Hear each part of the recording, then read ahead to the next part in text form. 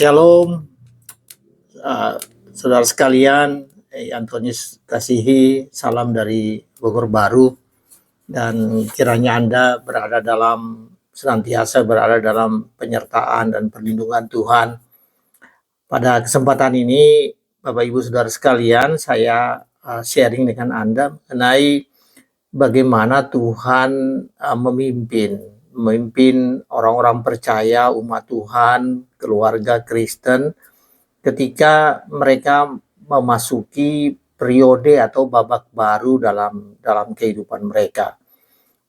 Seringkali saudara sekalian, kita tidak sadar bahwa ketika kita pindah tugas, ya, memiliki tanggung jawab dan tugas yang lebih besar, kita disebut dengan tour of duty atau tour of area. Kalau kita harus pindah dari satu tempat lokasi ke tempat yang lain, atau bahkan kalau kita masuk dalam masa-masa yang berbeda, misalnya saja kita sudah pindah pekerjaan atau kita pensiun lalu masuk dalam tanggung jawab yang baru, ya. Kemudian bisa juga kalau anak-anak kita sudah dewasa dan mereka harus merantau sekolah, pergi ke tempat lain, itu juga adalah alih di dalam periode kehidupan kita, ya, dari satu masa ke masa yang lain, dan itu merupakan hal-hal yang besar, ya. Bisa juga kalau anak sudah atau keturunan kita sudah menikah dan harus pergi sekolah, merantau, pindah pekerjaan, bahkan kalau pergi sekolah di luar negeri misalnya, atau kota yang lain yang jauh dari Anda, atau Anda sendiri juga, ya, harus masuk dalam tugas-tugas atau pelayanan yang lain yang baru. Nah, pada hari ini Bapak Ibu Saudaraku, kita akan melihat bagaimana Tuhan menyertai anak-anaknya, Tuhan menyertai orang percaya, Tuhan menyertai keluarga Kristen, Tuhan menyertai Anda ketika Anda pindah dari satu babak kehidupan ke babak kehidupan yang lain. Dan kadang-kadang Anda nggak menyadari bahwa Tuhan begitu mengasihi Anda, ya, dan menyertai Anda, dan tanpa Anda sadari bahwa Tuhan tidak hanya mengatur supaya terjadi alih atau pindah dalam hal-hal yang seperti saya jelaskan tadi, tetapi Tuhan juga menyertai. Jadi Tuhan tidak membiarkan Anda sendiri, tapi Tuhan menyertai. Itulah hebatnya kehidupan Kristen. Kalau kita bergantung pada Tuhan, kalau kita setia mengikuti Tuhan, berharap pada Tuhan, menyerahkan diri pada Tuhan, maka dalam pindah dari episode kehidupan, ya, maka selalu Tuhan menyertai. Dan hari ini kita akan melihat kebenaran firman Tuhan tentang hal itu yang saya ambil dari Yosua pasalnya yang ke-5, ya, Yosua pasal 5 ayat 13 sampai 15. Ini bunyi dari atau judul dari perikop ini, Yosua 5 13 sampai 15 adalah panglima bala tentara Tuhan. Ketika Yosua ada di dekat Yerikho, ia melayangkan pandang dan melihat tiba-tiba seseorang berdiri di depannya dengan pedang terhunus di tangannya. Yosua mendekatinya dan bertanya kepadanya, "Apakah engkau kawan atau lawan kami?" Jawabnya, "Bukan, tetapi aku adalah panglima bala tentara Tuhan. Aku di sini sekarang." Lalu Yosua sujud dengan mukanya ke tanah, menyembah dan berkata kepadanya, "Apa yang hendak Tuanku katakan kepada hambamu ini?" Jawab panglima bala tentara Tuhan itu kepada Yosua, "Lepaskanlah kasutmu, sebab tempat engkau berdiri itu kudus." Yosua pun berbuat demikian. Saudara, sangat menarik perikop ini. Yosua pasal 5 ayat 13 sampai dengan 15. Jadi hanya 1, 2, 3 ayat. Saudara sekalian, ini konteksnya Yosua sudah mengambil alih kepemimpinan dari Musa kepada Yosua, karena Musa sudah meninggal, ya, sudah dalam hari tua dan kemudian meninggal. Dan kemudian Yosua memimpin umat Israel untuk menyeberang sungai Yordan, dan sekarang mereka sudah masuk ke langkah kaki mereka sudah tiba di tanah perjanjian. Dan kemudian ada banyak sekali hal yang masih harus diselesaikan, Dan salah satunya yaitu Yosua dan umat pilihan Tuhan pada saat itu harus menaklukkan kota Yerikho. Jadi ini tadi saya sebutkan tentang alih dari episode kehidupan, dan ini kejadian ini adalah satu change, satu perubahan dari episode perjalanan umat pilihan Tuhan. Yang pertama yaitu mereka telah masuk ke tanah perjanjian. Mereka baru menginjak kakinya di tanah perjanjian. Yang kedua, mereka mengambil alih atau pimpinan umat pada saat itu beralih dari Musa ke Yosua. Dan yang ketiga, mereka baru saja menyeberang Sungai Yordan. Jadi Sungai Yordan adalah physical boundaries ya tanah perjanjian ini. Jadi mereka baru saja masuk ke tanah perjanjian. Dan yang terjadi adalah yang seperti kita baca tadi. Pada suatu hari, pada suatu ketika, ya, Yosua berhadapan dengan seseorang, dan seseorang itu adalah panglima bala tentara Tuhan. Saudaraku, mari kita melihat kebenaran dari ayat-ayat ini ya, Yosua 5:13 sampai 15 ini. Ada dua pelajaran yang bisa kita pelajari. Yang pertama, bahwa Tuhan mendatangimu dan menyertaimu, menjumpaimu ketika kamu sudah siap untuk melakukan tugas dan tanggung jawab yang diberikan Tuhan kepadamu. Jadi Tuhan menyertaimu, Tuhan menjumpaimu ketika kamu sudah bersiap untuk melakukan tugas dan tanggung jawab baru yang diberikan Tuhan kepadamu. Tadi saya katakan episode kehidupan ini berubah. Dan ketika kamu masuk ke dalam episode yang baru itu, Tuhan tetap menyertaimu. Tuhan menjagamu dan Tuhan tetap menyertaimu. Saudara sekalian, mari kita melihat kebenaran firman tentang ini ya. Jadi kita melihat di sini bahwa ketika Yosua ada di dekat Yerikho. Saudara sekalian, ada di dekat Yerikho, ini artinya mereka sudah dekat kota Yerikho yang dengan benteng Yerikho yang ada itu. Mereka berada kondisi pada saat itu sudah menyeberang Sungai Yordan dan sudah berada di dekat kota Yerikho, sudah menyeberang Yordan, sudah siap tugas yang lebih besar. Tugas yang lebih besar itu yaitu harus menaklukkan tanah itu dan kemudian menduduki tanah itu, dan salah satunya adalah kota Yerikho. Doa saudaraku, tiba-tiba seorang berdiri di depannya. Jadi pada hari itu, ya pada kejadian itu, tiba-tiba ada seorang berdiri dengan pedang terhunus di tangannya. Jadi Yosua tidak paham bahwa ada seseorang ya yang datang, yang dikirim Tuhan untuk menjumpai Yosua.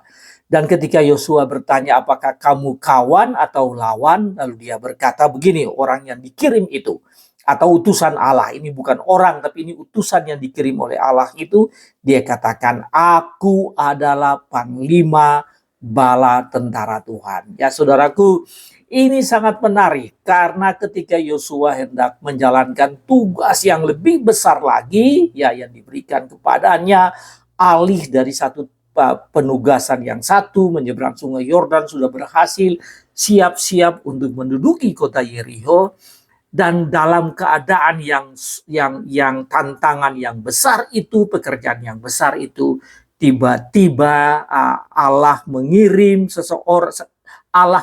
utusannya. Mohon maaf, bukan seseorang, tapi Allah mengirim utusannya yaitu panglima bala tentara Tuhan. Saudaraku, Yosua berpikir ya, ini interpretasi saya. Yosua tidak paham. Yosua berpikir bahwa dia akan melakukan itu sendiri dengan pimpinan dia yang sudah diberikan kepadanya. Tentu saja Tuhan memberkati dia, tetapi dia akan memimpin tentara-tentara umat pilihan Tuhan ini untuk masuk ke kota Yerikho. Dia sudah berpikir untuk itu, dia sudah mendesain untuk itu. Bahkan dia telah mengirim dua orang untuk pergi menjadi spy atau mata-mata di kota Yeriko untuk siap menduduki kota Yeriko. Jadi ini sepertinya Yosua menjalankan itu sendiri dengan dengan umatnya, dengan tentara-tentaranya pada saat itu, dan dia tidak tahu sebetulnya Allah menyertai dia. Dan ketika dia melihat apa yang terjadi saat itu, ada seseorang dengan pedang terhunus di tangannya. Dengan pedang terhunus di tangannya, Yosua mendekati dia. Dan kemudian setelah Yosua bertanya, apakah engkau kawan atau lawan kami? Lalu dia kata, bukan kawan, bukan lawan, tetapi panglima bala tentara Tuhan. Saudara, itulah yang dilakukan oleh Allah. Jadi tanpa pemahaman sebelumnya dan pengetahuan Yosua sebelumnya, Allah tetap menyertai Yosua. Allah tetap menyertai umat pilihannya dengan cara mengirimkan panglima bala tentaranya menyertai mereka. Jadi panglima bala tentara Tuhan itu dikirim untuk menyertai Israel. Bahkan dia berada dengan pedang yang terhunus, pedang yang berada di tangannya.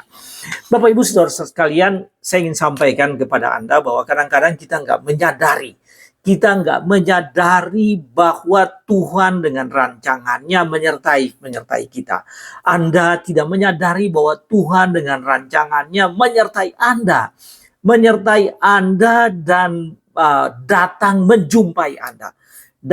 menjumpai Anda ketika Anda berada dalam saat-saat yang pergumulan yang hebat, saat-saat yang sulit, yang tadi saya katakan change of episode kehidupan, masuk dalam satu kehidupan yang lain, masuk ke dalam satu tantangan yang baru.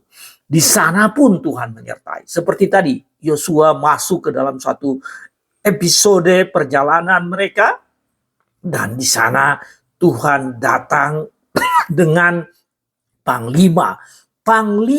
Ini bukan sekedar tentara, tapi panglima bala tentara Tuhan yang diutus Tuhan untuk menyertai, menjaga Yosua dan umat pilihan Tuhan. Bapak Ibu Saudaraku, pernah satu saat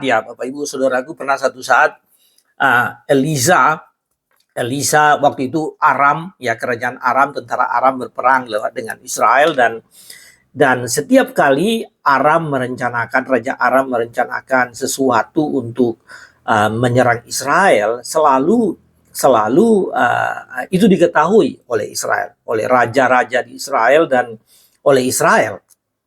Kemudian tentara Aram berkata, atau Raja Aram bertanya kepada rakyatnya, mengapa ini bisa terjadi? Mengapa sampai segala hal yang merupakan rahasia diketahui oleh Israel dan rencana-rencana untuk menyerang Israel itu tidak jadi atau gagal? Kemudian mereka berkata bahwa karena di Israel ada seorang nabi yang bernama Elisa, dan kemudian Elisa mengatakan segala sesuatu kepada Israel. Apa yang dikatakan di tempat tertutup oleh Raja Aram diketahui oleh Elisa. Kemudian Raja Aram menyuruh untuk mencari Elisa dan untuk membunuh Elisa. Dan kemudian di satu tempat yang namanya Dotan, Raja Aram mengirim pasukan yang sangat banyak untuk mau menangkap Elisa dan membunuh Elisa. Dan saudara, apa yang terjadi ketika bangun pagi-pagi, hambanya Elisa itu, dia melihat begitu banyak tentara Aram di sekitarnya. Di sekitar tempat Elisa ini yang disebut dengan Dotam ini.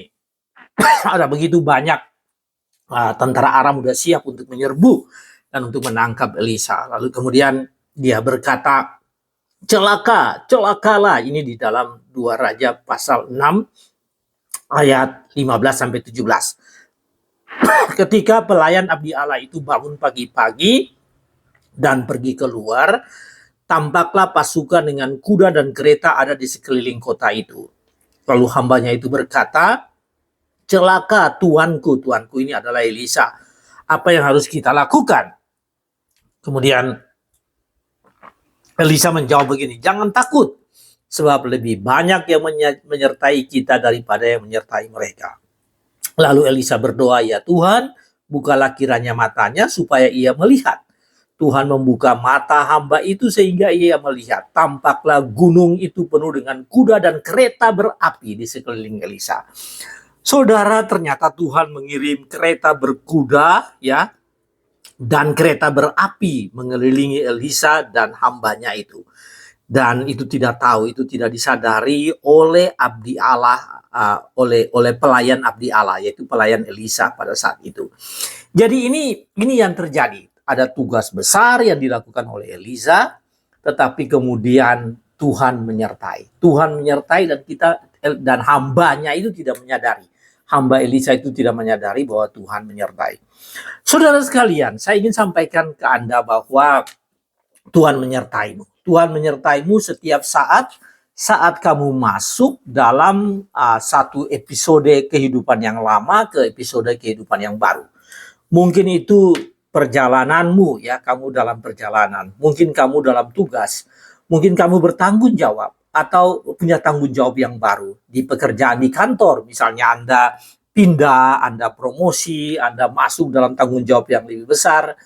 Anda masuk ke tempat yang baru, bisa saja daerah yang baru, ya pekerjaan yang baru, lingkungan yang baru. Bisa saja Anda menghadapi semuanya itu, ya. Dalam keadaan itu Anda harus selalu bertanya pada Allah, pada Tuhan, agar Anda tahu penyertaannya. Ya, Yosua bertanya kepada orang yang atau yang dikirim oleh Tuhan ya, jadi panglima bala tentara itu, kawan atau lawan. Dia bertanya dan kemudian dikatakan bahwa dia adalah panglima bala tentara Tuhan. Jadi Anda disertai oleh Tuhan. Oleh karena itu Anda harus bertanya pada Tuhan, datang pada Tuhan, bertemu dengan Tuhan dan bertanya pada Tuhan dalam kehidupan Anda mengenai apa yang dilakukan Tuhan bagi diri Anda ketika Anda masuk dalam episode kehidupan yang baru. Tadi saya katakan bisa juga itu adalah keluarga Anda, anak-anak Anda yang masuk dalam kehidupan yang baru. Dan saatnya Anda percaya bahwa Tuhan tetap menyertai Anda. Seperti panglima bala tentara Tuhan yang menyertai umat Tuhan pada saat itu, demikian pula seperti Tuhan yang mengirim pasukan berkereta dan kereta yang sangat banyak, tentara yang sangat banyak yang mengelilingi Elisa, maka Tuhan juga menyertai Anda. Jadi pelajaran, implikasi bagi Anda yang bisa kita belajar dari Yosua 5:13-15 ini, bahwa Tuhan menyertaimu ketika kamu beralih dari satu tanggung jawab, satu tugas, satu keadaan ke keadaan yang baru, ke tanggung jawab yang baru, ke tugas yang baru, yang kadang-kadang lebih besar tanggung jawab itu. Tuhan menyertai kamu. Bapak Ibu Saudaraku, itu hal yang pertama yang bisa kita pelajari dari bacaan ini. Yosua 5:13-15. Hal yang kedua yaitu di mana engkau berada, ya. Itu adalah tempat yang kudus yang harus digunakan untuk memuliakan Tuhan, yang harus digunakan untuk menyembah Tuhan. Saudara, Anda perhatikan dari bacaan ini ya, ayat 14 ya. Ketika Yosua bertanya apakah engkau kawan atau lawan, lalu kemudian panglima bala tentara surga berkata, bukan, tetapi aku adalah panglima bala tentara Tuhan. Aku di sini sekarang. Lalu Yosua sujud dengan mukanya ke tanah menyembah dan berkata kepadanya, apa yang hendak Tuanku katakan kepada hambamu ini? Kemudian panglima itu berkata, lepaskanlah kasutmu, sebab tempat engkau berdiri itu kudus. Yosua pun berbuat demikian. Jadi ketika ditanya apa yang harus aku perbuat, lalu kemudian Yosua bertanya kepada panglima bala tentara Tuhan, dan panglima itu berkata, engkau lepaskanlah kasutmu, sebab tempat yang engkau berdiri ini adalah kudus. Bapak Ibu Saudara sekalian, tempat, saudara bisa bayangkan bahwa itu dekat kota Yeriko, dan panglima berkata kepada Yosua bahwa tempat yang engkau berdiri itu kudus. Dekat Yeriko itu kudus. Daerah atau kota yang akan ditaklukkan itu adalah kudus. Berhadapan dengan Tuhan, Bapak Ibu, adalah berada di tempat yang kudus. Hadirat Tuhan adalah tempat yang kudus. Ketika dia bertemu dengan panglima bala tentara itu, dan dia katakan, copot sendalmu, kasutmu, karena tempat ini adalah tempat yang kudus. Nah, saudara, kudus artinya tempat ini adalah tempat untuk menyembah Tuhan, tempat untuk beribadah kepada Tuhan, tempat untuk datang berhadapan dengan kesucian kepada Tuhan, ya. Karena tempat ini adalah tempat yang kudus. Oleh karena itu sepatu atau sandal harus ditanggalkan.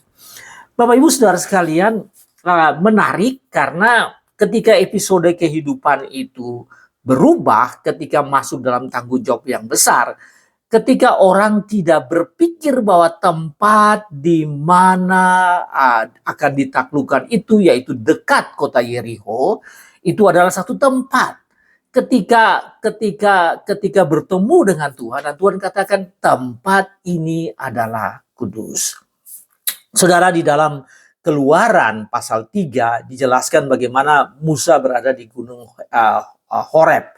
Dan ketika Tuhan memanggil Musa untuk memimpin Israel, ya, Musa melihat semak belukar yang terbakar itu, dan dia datang mendekat, ya. Di dalam Keluaran pasal 3 dikatakan dia datang mendekat, dan ketika dia datang mendekat, Tuhan memanggil namanya. Lalu dia katakan, inilah aku. Lalu kemudian Tuhan katakan, lepaskanlah kasutmu, sebab tempat engkau berdiri ini adalah kudus. Bapak Ibu Saudara sekalian, lepaskan kasut atau lepaskan sandal adalah tanda pemujaan dan penghormatan, ya. Melepaskan sandal dan kasut itu adalah tanda pemujaan dan penghormatan. Dan kita harus tahu bahwa kasut atau sandal itu adalah salah satu bagian dari pakaian yang dikenakan, bagian dari pakaian yang dikenakan oleh orang pada zaman itu, khususnya orang Israel. Dan tanpa sandal dan kasut itu melambangkan bagaimana status seseorang yang rendah, ya. Seseorang yang tanpa kasut itu atau sandal itu menjelaskan kemiskinan, dia yang rendah, dia yang berada dalam keadaan duka cita. Jadi di hadapan Tuhan ketika Anda dikatakan lepaskan kasutmu, itu tandanya Anda harus mempunyai sikap yang rendah, sikap yang tidak ada apa-apanya di hadapan Tuhan, miskin di hadapan Tuhan, dan tempat untuk atau saat, momentum untuk Anda memuji Tuhan. Bapak Ibu Saudaraku, itulah yang dimaksudkan dengan lepaskanlah kasutmu.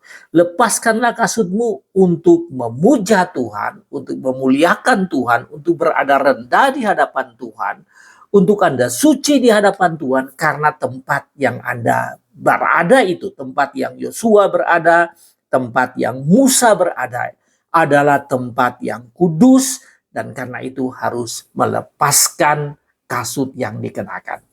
Bapak Ibu Saudaraku, tadi saya sampaikan Gunung Horeb, ya, berada jauh dari tanah perjanjian. Kemudian ada di daerah Midian, ya. Kemudian yang terjadi dengan Yosua itu yaitu dekat Yeriko. Dekat Yeriko, belum sampai di Yeriko, masih dekat Yeriko. Ketika Yosua ada di dekat Yeriko. Dan tempat-tempat itu adalah tempat yang kudus bagi Tuhan.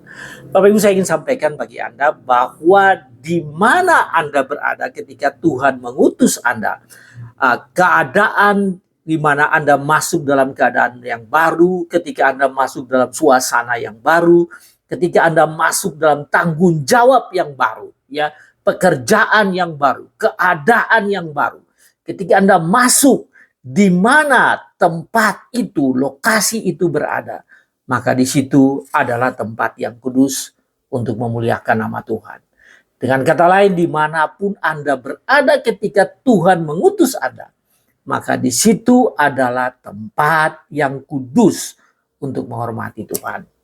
Bapak Ibu Saudara sekalian, apa maknanya bagi Anda? Maknanya bagi Anda yaitu Anda harus menghargai Tuhan, memuliakan Tuhan, beribadah kepada Tuhan, menghormati Tuhan Allah kita melalui putra tunggalnya Tuhan Yesus Kristus juru selamat kita, di tempat di mana kamu berada, di tempat di mana kamu berkarya, di tempat di mana kamu berjuang dalam kehidupan ini.